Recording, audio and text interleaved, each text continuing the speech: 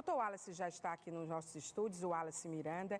Ele é doutor em endocrinologia pela Universidade de São Paulo, é membro da Sociedade Brasileira de Endocrinologia Metabólica, da Sociedade Brasileira de Diabetes e da Associação Brasileira para Estudo da Obesidade e Síndrome Metabólica. Ou seja, a gente vai falar com a pessoa certa, com o assunto certo. Eu não sei se na hora certa, porque acho que a gente já tinha que ter abordado esse assunto.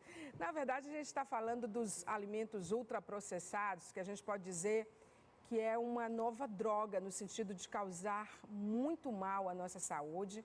Acho que é desafiador, inclusive, porque a gente não consegue muito, quando se fala de alimentação e tão disfarçada de tantas delícias, definir a aparência do bem e do mal aí na hora da gente escolher, né? E aí tem pesquisas que mostram, a gente estava olhando, Dr. Wallace, pesquisa francesa que fala do risco de doenças cardiovasculares, pesquisa dos espanhóis falando sobre mortalidade, outras pesquisas, um terceiro estudo, dessa vez americano, falando sobre a influência, o efeito direto no peso. E a gente consumindo o tempo inteiro. Você come alguma coisa processada, sabendo de tanta coisa assim? Boa noite, bem-vindo. Boa noite, Maia. Boa noite a todos os telespectadores. Todos nós comemos, né? O grande... Não tem como escapar, Exatamente. Né? O grande detalhe é a gente ter aquela noção que a gente não pode exagerar. A modernidade, a facilidade, a tecnologia, ela trouxe para a gente esses alimentos ultraprocessados, que não tinha, por exemplo, há 1000 anos atrás, nem vou tão longe, que não tinha essa quantidade de alimentos há 50 anos atrás. Mas essa facilidade dos dias de hoje, ela também tem seu ônus, né? Então a gente está começando a conviver com outras doenças que a gente não convivia antigamente, por diversos motivos. A população acaba vivendo mais, então outras doenças são diagnosticadas mais do que antigamente, como por exemplo um câncer, como por exemplo as outras doenças cardiovasculares que elas vêm aumentando, o diabetes vem aumentando, a obesidade também vem aumentando.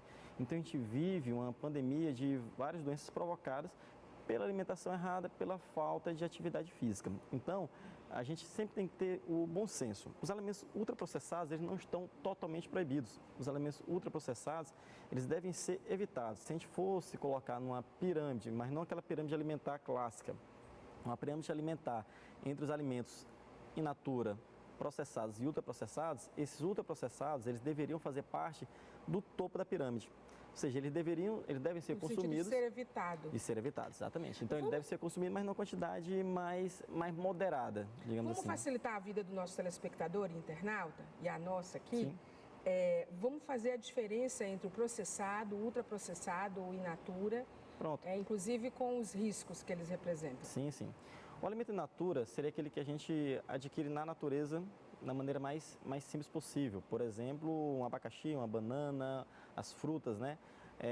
Alguma carne, algum animal, um peixe, por exemplo. Então, esse daí, esse tipo de alimento, ele faz parte dos alimentos in natura.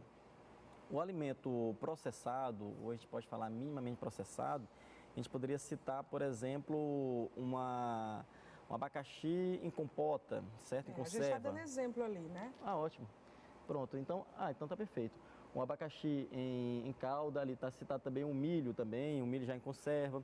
Tem também o peixe, também em conserva. Quando a gente passa, por exemplo, no caso do abacaxi, a gente tem ali um suco de abacaxi em pó. Esse suco de abacaxi em pó já é ultraprocessado. O alimento, ele fica, sim, realmente ultraprocessado, a intenção é que ele dure mais tempo. Sim. Então, e também que ele tenha um preparo mais simples. Então, pegar o suco em pó de abacaxi, colocar com água e tomar, ou seja, facilita a vida. Nossa vida corrida fica prático, fica muito prático, só que a gente tem que tomar esse cuidado. Na figura estava o detalhe do peixe, por exemplo, a gente pode falar, por exemplo, do frango. Vou citar o frango, por exemplo. O frango, quando a gente obtém na natureza, ele vem in natura. O frango, quando a gente adquire lá no supermercado, só embalado num plástico, ele está minimamente processado para durar um pouco mais de dias. Você vai comer um frango empanado. Aí esse frango empanado, um nuggets, por exemplo, empanado, aí já seria ultra processado. Então, a gente tem essas facilidades do dia a dia, mas tem que ficar atento até onde pode ir ou não. A gente vive numa situação que no Brasil nós temos mais da metade da população acima do peso. 20% da população do Brasil com obesidade.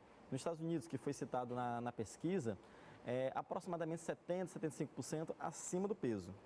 Com obesidade, mais de um terço da população, mais de 33%. E na pesquisa citada, essa pesquisa foi citada no British Journal, que é um jornal britânico ele é bem referenciado. Ele citou algumas pesquisas, dentre elas a dos Estados Unidos, que avaliou exatamente quem estava comendo mais alimento ultraprocessado eles avaliaram durante 2 semanas. Quem comia mais ultraprocessado e depois um outro grupo com alimento mais in natura. Então, um grupo ultraprocessado, um grupo in natura. Depois dessas 2 semanas, eles trocaram. Quem comia o alimento in natura acabou comendo o alimento ultraprocessado. Quem estava comendo o ultraprocessado começou a comer o alimento in natura. Para avaliar, porque às vezes a gente pode falar, não, é porque a pessoa tem uma tendência maior a engordar do que outra. Vai de pessoa para pessoa. Vai de pessoa para pessoa. Então, utilizou o mesmo grupo e fez a troca da alimentação. Nos 2 grupos, eles observaram um aumento médio de peso de 1 quilo quando estava comendo o alimento ultraprocessado. 1 quilo em 2 semanas. Uau. Quando ia para o alimento in natura, ocorria mais ou menos a perca de 1 quilo. Até porque tem o sódio, né? Sódio. Para poder garantir que eles fiquem conservados por mais tempo, né? Sim. O sódio, ele sempre está numa concentração maior nos alimentos ultraprocessados. É como ração de animal. Sim. Tem as péssimas. Sim, claro. Né? E tem aquelas com menos sódio isso. E tudo. É por isso que, principalmente os castrados, eu digo isso porque eu tenho um bichinho de estimação, meu gato comieira, que é uma hashtag ele acaba ganhando mais peso, né? Mas ele mantém uma dieta com a ração de boa qualidade, com menos sódio, tudo prescrito pelo veterinário. Então você já está fazendo uma prevenção. Agora eu acho que o meu gato está mais saudável do que eu. Porque a gente nessa vida corrida... A vida corrida, exatamente. E aí é interessante porque eu estava vendo aqui, na época, nos cigarros, né? Que agora não tem mais a propaganda dos cigarros pelos motivos óbvios, né? São mais de 4.000 substâncias cancerígenas. A indústria do tabaco teve que enfrentar aí muitos processos, a briga foi em todas as esferas, né? Realmente. Foi interessante. Foi banido, né? Isso. Com relação à briga contra o cigarro, é interessante comentar, na década de 70, eles começaram a descobrir os cânceres provocados pelo cigarro e começaram a descobrir que tinha realmente uma relação direta. Porque um detalhe, a gente falar, por exemplo, do alimento ultraprocessado, que a gente está começando a descobrir. Mas será que a relação é totalmente direta? A gente está começando a descobrir que sim, que tem uma relação direta. Na época lá já tinha a certeza. Mesmo tendo a certeza de que o cigarro provoca, por exemplo, câncer de pulmão, câncer de bexiga, vários tipos de cânceres, a indústria foi muito forte na época em tentar não impedir a comercialização. Beleza, ok. Não dá para fazer a mesma coisa com a comida processada, isso. A alimentação. Aí o que eles fizeram com relação ao cigarro? Eles falaram, não, tudo bem. Pode ter a comercialização, eles acabaram aumentando os impostos, né, para poder reduzir o consumo do cigarro, porque o grande problema também, pelo fato de nós termos um sistema de saúde público, qualquer agravo de saúde vai ser, ele vai ser tratado na grande maioria das vezes, pelo SUS. Então, se não tomar cuidado com a alimentação, com o cigarro, vai ter que tratar, impacto, né, vai ter disso. impacto depois, vai ter que tratar depois. No caso do cigarro, eles colocaram que tinha que ter, então, uma propaganda avisando Como tem do álcool, por exemplo, embora que do álcool já seja liberada, né? Mas só que no álcool não tem cada garrafa avisando os riscos. No cigarro, cada carteira de cigarro tem atrás dela avisando um malefício do cigarro. É possível fazer isso com a alimentação?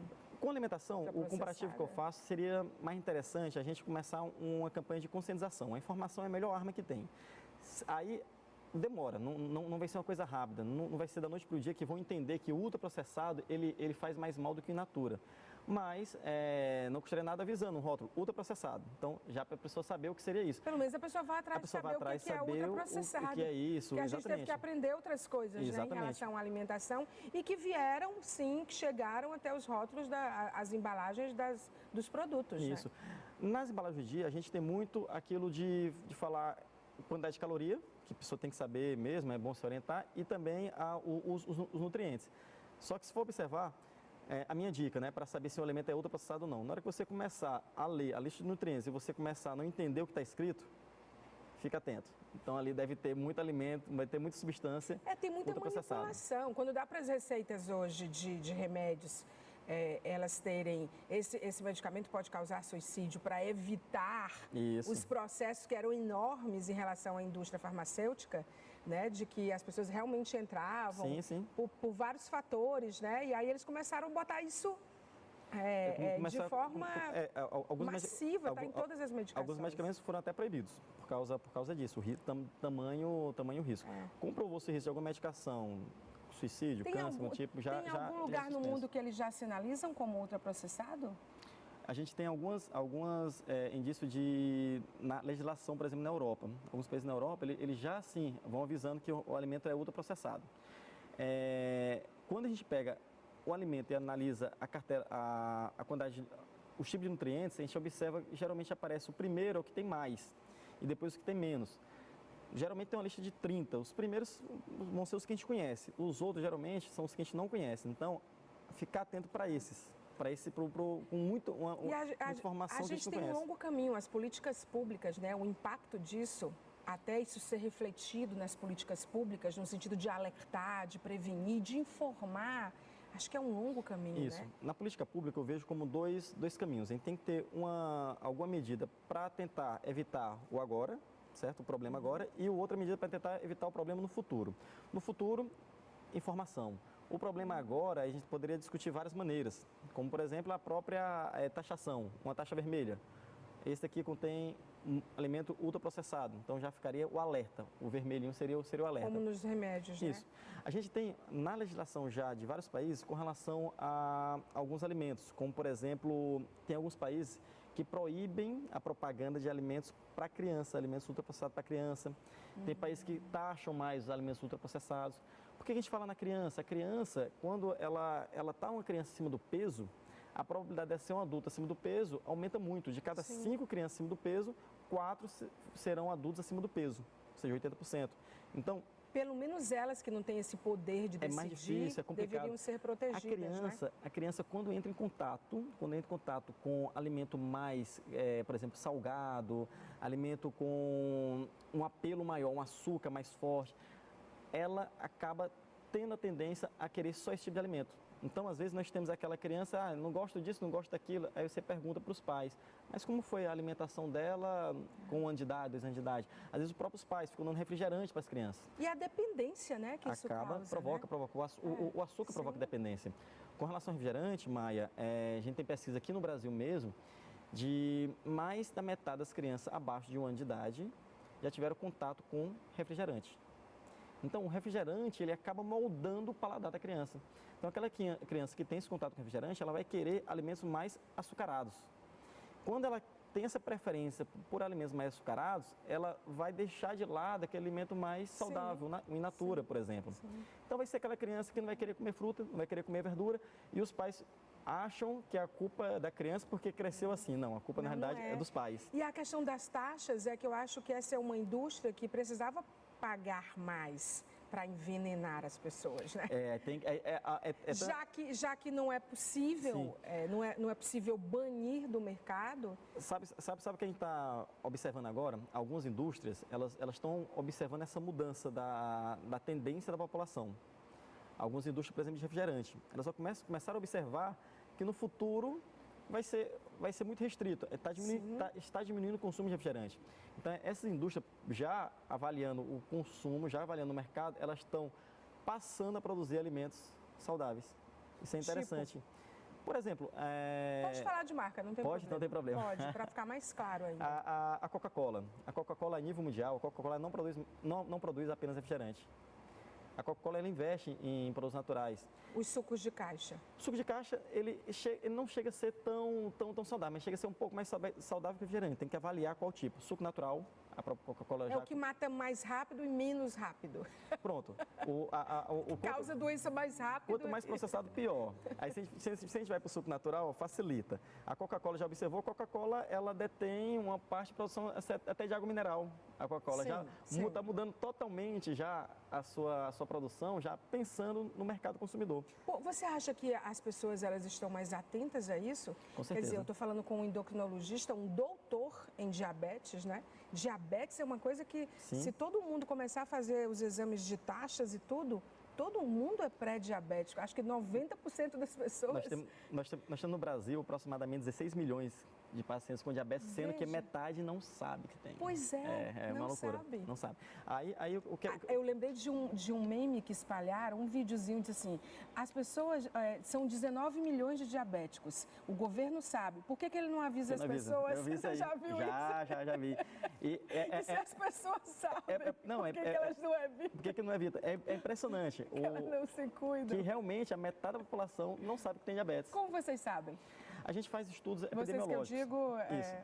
Estudos epidemiológicos. Vamos, por exemplo, a gente chega numa cidade, vê os bairros, faz a divisão por bairros e nesses bairros escolhe aleatoriamente algumas pessoas para fazer a dosagem. Isso seria um tipo de estudo. Outro tipo de estudo que é feito a nível nacional é via ligação. Essa via ligação não tem como saber porque você não está analisando. Você vai saber o que a pessoa diz. Esse que aí você vai nos bairros, nas cidades mesmo, aí você tem uma noção mais sólida. Sim. Então a gente tem alguns estudos nesse sentido para o diabetes. E aí quem descobre que metade da população não sabe, a prevalência de diabetes é muito maior do que a gente imagina. Você já viu esse vídeo? Já. Que fala do dia. Eu achei muito interessante, né? É humorista. Humorista. 30% das pessoas que têm diabetes não sabem que tem a doença. Beleza, mas como é que o Ministério da Saúde sabe? Se nem a pessoa sabe. E o que é pior, se o Ministério da Saúde sabe e a pessoa não sabe, por que o Ministério da Saúde não avisa para a pessoa que tratava? É verdade. Você está explicando essa piada. Sim, Então, esse resultado não é fidedigno, não, doutor Wallace? Quando a gente vai atrás para pesquisar, a gente descobre que a gente faz análise, pesquisa e descobre que tem diabetes. Você pergunta, você sabia que tinha diabetes? Não sabia. Aí já essa pessoa começa a saber que tem diabetes. Mas é nisso daí que a gente tem essa noção, que metade não sabe. Quando a gente faz uma pesquisa, um estudo em campo mesmo, a gente observa que é a desinformação, principalmente a desinformação, porque tem poucos sintomas.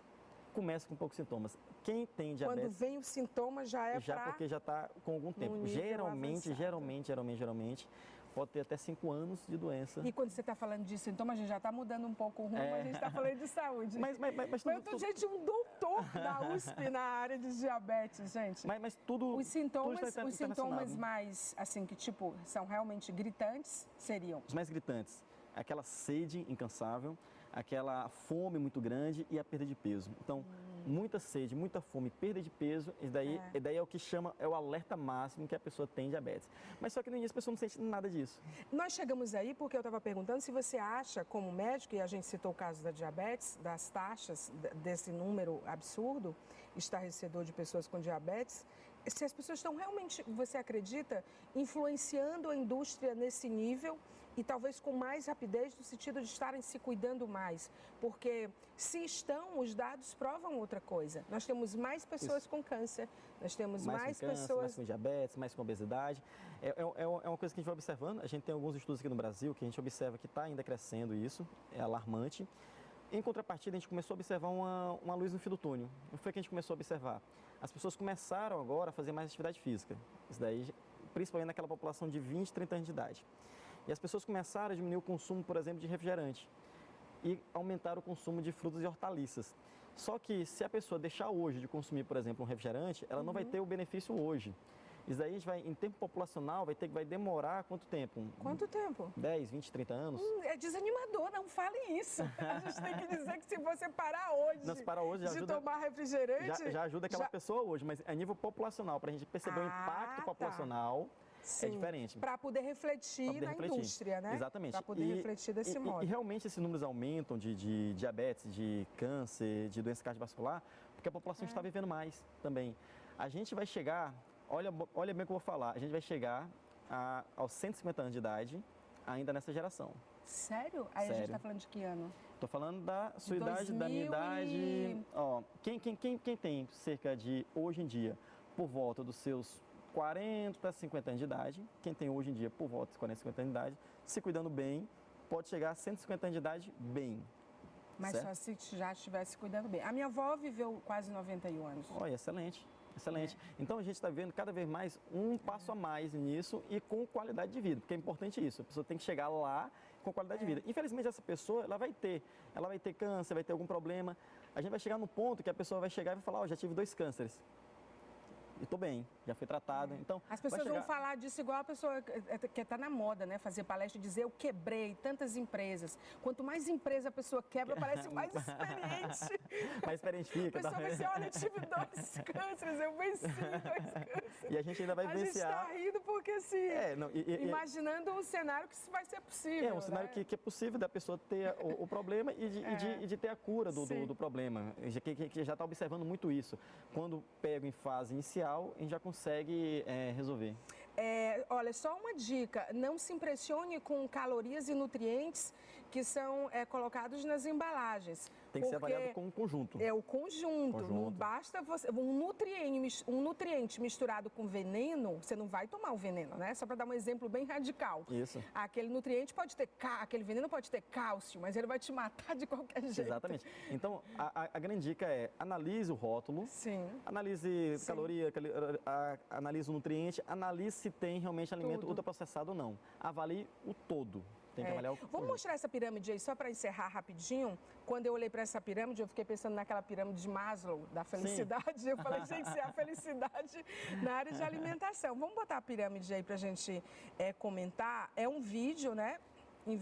Que foi dividido em pirâmide alimentar. Da nossa alimentação, né? Sim. Então, a gente tem esse percentual de alimentos processados que são utilizados quase pela população. 70% in natura e minimamente processados. Exatamente. 9% de processados, né? Isso. E uma grande parte, assim, né, 30% ainda de ultraprocessados, praticamente. Aí são exemplos de alimentos in natura ou minimamente processados, que a gente deveria ter mais no nosso dia a dia. Seria o nosso formato. Saudáveis, saudável, né? Exatamente. Quanto mais saudável, melhor. Esse arroz e feijão é que compõe o nosso dia a dia. É o nosso dia a dia do brasileiro. A gente está comendo menos, isso. Né? A gente está comendo bem menos. E os processados seriam alguns exemplos de processados. Que pão? Você botou o meu pão francês ali? Pois o seu pãozinho, ele não tem na natureza. O seu pãozinho tem que ser fabricado. Então ele entra como processado. Mas ele vem trigo. ele não chega a ser um ultraprocessado. Ele é somente um processado. É minimamente processado. Vai matar, mas vai demorar. E os ultraprocessados aí são os próximos. Já vai vir aqui os ultraprocessados. No caso, que a gente pode citar aí o exemplo aí, ó, uma bolachinha recheada. Olha o refrigerante ali. Uma bolachinha recheada, um pacote de bolacha recheada tem praticamente meio copo de óleo. É mesmo? Meio copo, assim, uns 200 ml, mais ou menos, 250. Acabou com as minhas maratonas de séries. Refrigerante, sanduíche, o que é aquele outro lá? O bolo. Bolinho. Até o bolinho. Aquele bolinho que com bastante conservante para durar muito tempo. Minha gente, olha só. Olha o fast food. Tudo isso, né? Então, ainda tem exemplos de descrição, de embalagem. Sim. Né? Olha como é que vem. A gente lê isso, gente. A gente fica perdido, mas quando Você começa... lê isso, doutor? Eu leio. Lê nada, leio. Doutor. Você não lê, não. O que é o amarelinho ali que ele amarelinho é quando a gente começa a ver um monte de nome diferente, estranho. Fica atento. É aquele amarelinho ali que é o perigo. É ali onde mora. Ó, açúcar, sódio, né? Isso. E daí é o nosso consumo. Gordura trans. O brasileiro está consumindo muito açúcar, está consumindo muito sódio, está consumindo muita gordura trans. A gente tem que mudar isso, tem que ter esse alerta isso. Então, está exagerando. Fibra, deveria consumir mais, consome pouco fibra. Então, a gente... Potássio ali, Potássio, né? deveria estar consumindo um pouco mais de potássio também. Então, a gente precisa dar uma ajustada na nossa alimentação. Sérgio, muito obrigada pela entrevista. A gente ficou assustado, mas a entrevista foi ótima. Volte mais vezes. Depois vamos voltar aqui para a gente falar só de diabetes. É só me chamar, tudo bem. Doutor em diabetes, a gente tem que trazer ele aqui. Muito obrigada pela entrevista. Eu que agradeço a oportunidade. Você de